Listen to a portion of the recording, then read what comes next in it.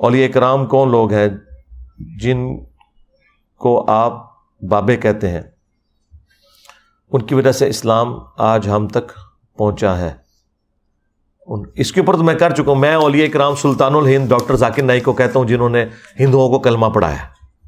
بس جس دن آپ مان لیں گے میں آپ کے بابوں کو بھی مان لوں گا. تو پتہ کہ جواب دیں گے؟ وہ کہیں گے ذاکر نائک نے کلمہ ضرور پڑھایا لیکن ذاکر نائک کے عقیدے ٹھیک نہیں. ہمارا بھی آپ کے بابوں سے یہی اختلاف ہے کہ کلمہ پڑھایا عقیدے ٹھیک نہیں. بس اس کو کیوں لڑائی بناتے ہیں؟ یہ آپ خود بھی کر رہے ہیں. اور پھر باباؤں کے بابا تو وہ ہیں کہ وہ 90 لاکھ پارٹی کے آگے جتنے لوگ تھے ان کو اس نے کلمہ پڑھا دیا. نسل نہیں بدلی گئی. کدھر گیا بزرگوں کا فیض؟ کیوں اتنی دنیا گمراہ ہو گئی ہے؟ ان کی نظر میں تو گمراہی ہوئی ہے نا.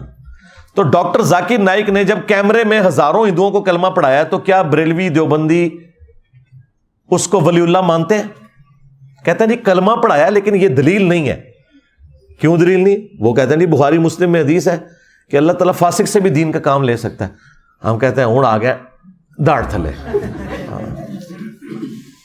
آپ کے بابوں کے بارے میں ہمارا وہی عقیدہ ہے جو آپ کا ڈاکٹر ذاکر نائک کے بارے میں.